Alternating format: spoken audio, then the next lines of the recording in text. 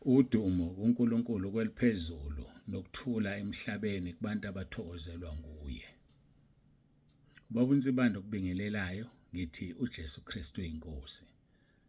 Ngiyambonga ke uNkulunkulu wethu, siyambonga sonke, siyamdumisa. Usigcinile wasilonda sasabona usuku lwanamhlanje. Uthando lwakhe lijulile, lubanzi, luphakeme ngendlela emangalisayo. Akekho umunye umuntu ongaba nothando olungangolwakhe indlela akasithanda ngayo.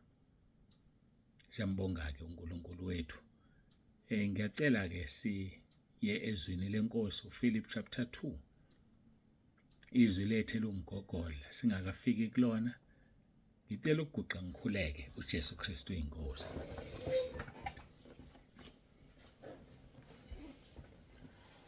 Baba, egameni likaJesu ophilayo, uNkulunkulu wethu onomusa, ngiyathoba phambi kobuso bakho, sibonga ukugcinwa nokulondwa ngesakhe isandla.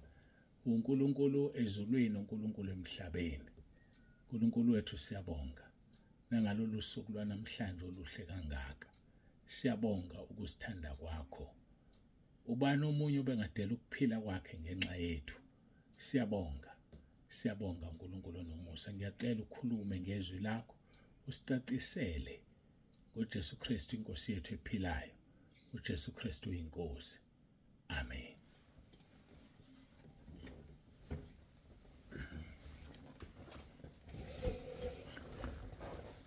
Bangcwele, siyambonga kuNkulunkulu wethu. Sizoya kezwini lenkosi esilitholayo lapha kwabaseFiliphi chapter 2 verse 9 kuya kuverse 11.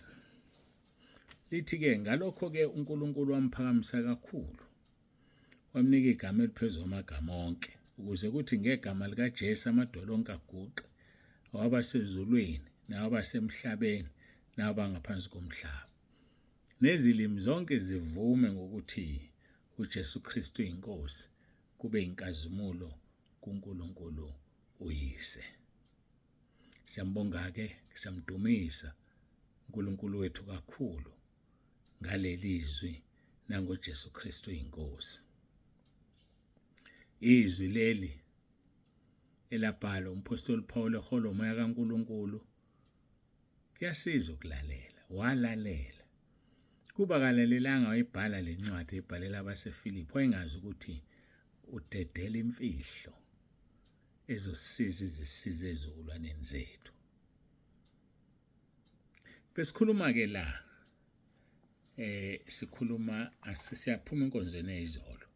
Eyizolo bengayiplanile iqhamuke esikhaleni nje ngenxa yabambalwa abaqhamuke bekhuluma indaba kaKhisimusi nokukhonza ngoKhisimusi. Ngenxa yabo ke uNkulunkulu wayesekubeka ukuthi ake ngithi ukuchaza. Ufike kwaqhamuka omunye, ngathi ngithi ngimphendulile, kwaqhamuka omunye, hayi kwasekucaca ukuthi kufanele ngicacise le ndaba abantu bayizwe. Siyambonga ke uNkulunkulu. Siyambonga uNkulunkulu wethu kakhulu. Siya kuMathewu chapter 10. Siqhubeka ke nokwamukela. Uthi uJesu kuverse 40, onamukela nina uyangamukela mina. Ongamukela mina uyamamukela ongithumileyo. Khumbula uJesu uthe umunye yena noyise. Ngakho ke uma bemunye, owamukela yena uJesu wamukela uBaba. Usinikezile nathi ukuthi sibe munye naye. Usethi ke owamukela thina wamukela inkosi uJesu. Hayi ukuthi singoJesu, cha sibone uJesu, kodwa wamukela thina. Mangithi thina angikhulumi ngabefundisi la, ngikhuluma ngomuntu okholwayo nosindisiwe. uJesu mayekhuluma ngobunye bakhe noBaba wakhe sikuthola lapha kuJohn 14. Moqala kuverse 6 uthi uJesu, mina ngiyindlela neqiniso nokuphila, akakho oza kuBaba ngaphandle kwami. Uma beningazi mina, beniyakumazi noBaba. Kusukela manje niyamazi nimbonile. Yezwa, niyamazi uBaba nimbonile ngoba nibone bani? uJesu. Bamunye noBaba ngalendlela ukuthi uma ubona uJesu ubona uBaba. So masamukela uJesu samukela uNkulunkulu uqobo lwakhe. Masamukela uNkulunkulu samukele ipackage iphelele umoya ongcwele. Ukwamukela uJesu lokho. Uverse 7 uma beningazi mina beniyakumazi noBaba kusukela manje niyamazi nimbonile ngoba nibone bani mina usho njalo uJesu. uPhilippi useyabuza-ke Nkosi sikhombisa uyihlo kusanele ngoba uthi uPhilippi akwanele ukuthi usitshele ukuthi masibona nasibona uBaba siyacela usikhombisa uBaba wakho.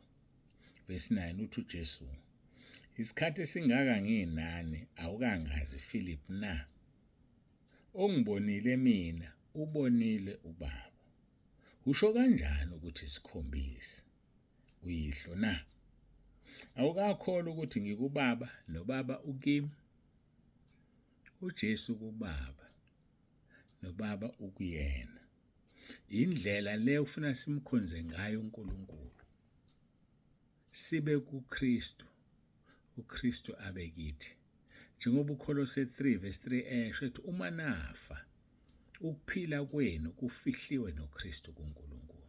So masifile maqondana nesono safa maqondana nezwe ukuphila kwethu kufihliwe noKristu kuNkulunkulu. Kufihliwe nokuphila kwakho. Uma usenza izinto uNkulunkulu angazifuni kusho ukuthi ukuphila kwakho kunjani akufihliwe noKristu. Kufanele ukuphila kwethu bazalwane kufihlwe noKristu. Uthi ongibonile mina ubonile uBaba usho kanjani ukuthi sikhombisa uyihlo na awukakholwa ukuthi ngikuBaba noBaba ukimi usethi-ke amazwi engiwakhulumayo mina kini angiwakhulumi ngokwami kepha uBaba ohlezi kimi wenza umsebenzi yakhe. Sesifikile kuleli zinga lokukholwa bazalwane uthi mawuvula umlomo ube nesibindi sokuthi akuwena okhulumayo inkosi uJesu ekhulumayo kuwena. Nabantu mawuvula umlomo basho bathi akukhulumi yena kukhuluma umgibeli. Sesifikile kulelo zinga. Siyadinga abazalwane ukufika. Siyadinga ukufika kulelo zinga ngoba mongafikile kulelo zinga uzodlisa abantu poison kakhulu thina singabaholi. Into ephuma emlonyeni wethu akube yile engaphumi kowethu kodwa ephuma kuJesu uqobo lwakhe. Amazwi engiwakhulumayo mina kini angiwakhulumi ngokwami kepha uBaba ohlezi kimi wenza imisebenzi yakhe usho njalo uJesu ku verse 10. Nathi kufanele sifike kulelo zinga. Ngikwazi ngibe nesibindi ukuthi cha lento engisho bazalwana ayisho yimina isho yilo mgibeli. Nawe usho njalo unaso isibindi sokusho njalo. Mawungenaso usho ukuthi kunezinye izinto okuzikhuluma ezingafanele. Athi verse 11 kholwani yimi ukuthi ngikuBaba noBaba ukimi uma kungenjalo kholwani ngenxa yale msebenzi awubazalwane ake nikholwe ukuthi ikhaya lezwi likaNkulunkulu nikholwe ukuthi lo kwathiwa kasungula ikhaya lezwi ukuJesu uqobo lwakhe ukuphila kwakhe kufihlwe noKristu kuNkulunkulu. Mawungakakholwa kholwa kodwa-ke futhi akekho ozokuphoqa ukuthi ukholwe ngoba bathi behamba naye uJesu abanye abamkholwanga ngoba ukukholwa kwabelwanga abantu bonke. Hayi ukukholwa kwabelwanga abantu bonke. Ngithi abaseThesalonika besibili chapter 3 verse 2 ukukholwa akusikho kwabantu bonke. So bakhona abazokholwa bakhona bangeke. Khumbula phela izwi lenkosi u1 John chapter 4 verse 5 no 6 uthi thina singabantwana bakaNkulunkulu. AbakaNkulunkulu bayasizwa uma sikhuluma. Ongesiyo kaNkulunkulu ongowezwe akezwe ukuthi sithini. So akumangalisi abantu mabephuma ngalendlela ngoba ukuthi abangizwa. Awuyazi ukuthi abezwe. Babone bangumsindo nje uNsibande. Babone edlala ngabo nje uNsibande. Hayi kanti siyaya ngosuku lokugcina. La uzofika ubone khona izinto usuyibonisisa. Khona abazokhala bazisola ngaphumelana ekhaya lezwi. Khona abayozisola ngoba ababoni ukuthi kwenzakalani. Aba-understand ukuthi kwenzakalani. ngifuna ukukutshela ukuthi uNkulunkulu uhamba nathi ekhaya lezwi. Ikhaya lezwi alisungulwanga umuntu, lisungulwe uyena uqobo esebenzisa umuntu. Ake sihlaleni kuJesu, simkhonze noma kunzima, singahlihli. Siphinda amazwi kaJesu. Uma beningazi mina, beniyakumazi noBaba. Kusukela manje niyamazi nimbonile. Uthi uPhilippi, Nkosi, sikhombisa uyihlo, kusanele. uJesu wathi kuye, isikhathi esingaka nginani Philippi, awukangazi? Ungibonile mina, ubonile uBaba. Usho kanjani ukuthi sikhombisa uyihlo na? Awukholwa ukuthi ngikuBaba noBaba ukimi? Amazwi engiwakhulumayo mina kini angiwakhulumi ngokwami, kepha uBaba uhlezi kimi wenza umsebenzi yakhe. Kholwani yimi ukuthi ngikuBaba noBaba ukimi. Uma kungenjalo, kholwani ngenxa lemsebenzi. Athi kuverse 12, qinisile ngithi kini okholwa yimi, imisebenzi engiyenzayo mina naye uyakuyenza, nemkhulu kunale uyakuyenza, ngokuba mina ngiya kuBaba. Sizokwenza imisebenzi engaphezulu kwenziwa uJesu. Yini ezokwenza sikwazi ukwenza lokho? Uyaphendula uverse 13. Uthi noma yini nakukucela egameni lami nakukwenzela ukuba uBaba akhazimuliswe endodaneni. Uma nicela utho kimi egameni lami, ngolwenza. Hayi ake siceleni egameni leNkosi uJesu. Ngoba uma uJesu ekhazinyuliswa, noNkulunkulu uyakhazinyuliswa endodaneni.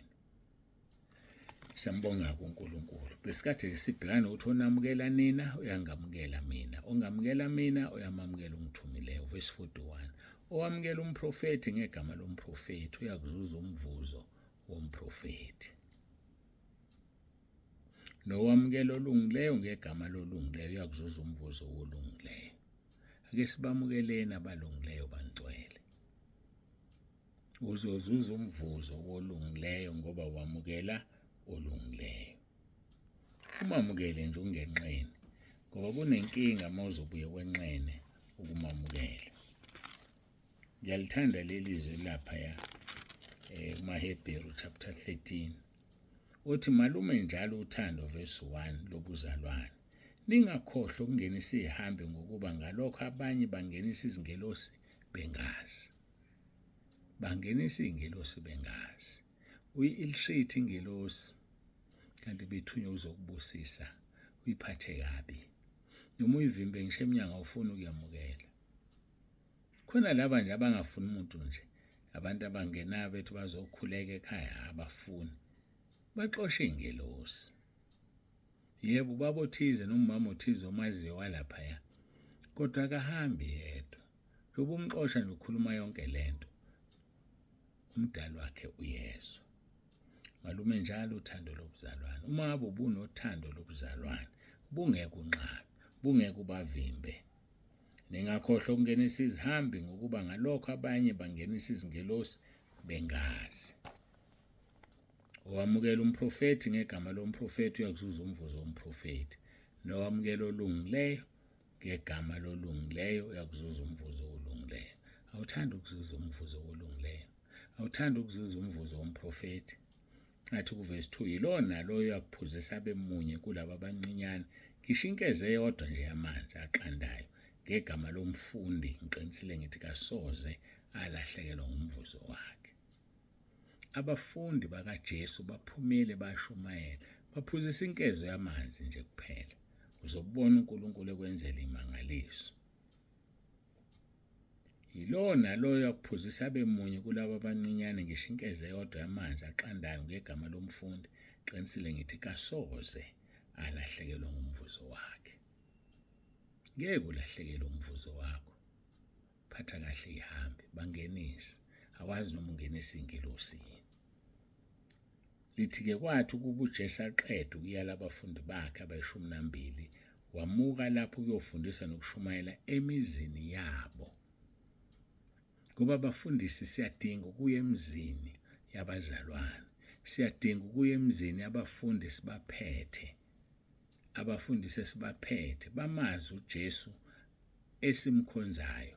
Bazi ukuthi umzalwane othize mayethu ukhonza kuleli bandla nje uhlobo luni likaJesu amnikezwa kuleli bandla. uJesu seqedile ukukhuluma nokuyala abafundi bakhe abayishumi nambili wamuka lapho uyofundisa nokushumayela emizini yabo. Kufanele kube umgomo wethu njengabefundisi ukubaza abefundisi abangaphansi kwethu ukuthi bahlezi kuphi. Sazi ukuthi abefundisi abangaphansi kwethu emakhaya abo kunjani solushumayela ivangeli. Nami kuwumgomo kufanele ngiwenze loyo. Kukho konke ukuxakeka kwami enginakho. Abafundisi abangilindele ngiyeza ngoba kusekhona abefundisi kade ngibazi bonke bahlala, kodwa khona abanye abefundisi abasanda ukungena entabeni yendlu kaJehova kuyabonelela. Kufanele ngibazi, ngazi amakhaya abo, ngifike ngenza umkhuleko. Yilokho akhuluma ngakho uJesu la. Kwathi ukuba uJesu aqeda ukuyala abafundi bakhe abayishumi nambili wamuka lapho uyofundisa nokushumayela emizini yabo. Siyambonga uNkulunkulu kakhulu ngevangeli asinikeze lona. Umfundisi wami osanda ukungena entabeni yendlu kaJehova kuyabonelela, ukhumbule ukuthi ngokuvuma kwenkosi ubaba uNsibanda uyeza ekhaya. Wenze izwi. Luka chapter 11 verse 1. Uxolo uMathewu akuyena uLuka, ngiyaxolisa. Matthew chapter 11 verse 1. Matthew chapter 11 verse 1. Asimbongeke uNkulunkulu, sikhuleke lona loyo kunina abe nosuku oluhle. uJesu KRISTU inkosi. Ubamukeleke abantu. Wazi ukuthi kungenzeka ukuthi wamukela ingelosi awazi. Phatha kahle umakhelwana wakho. Umthande njengoba uzithanda wena. Uzombona uNkulunkulu esemkhonzayo. Uzokubusisa masikhuleke.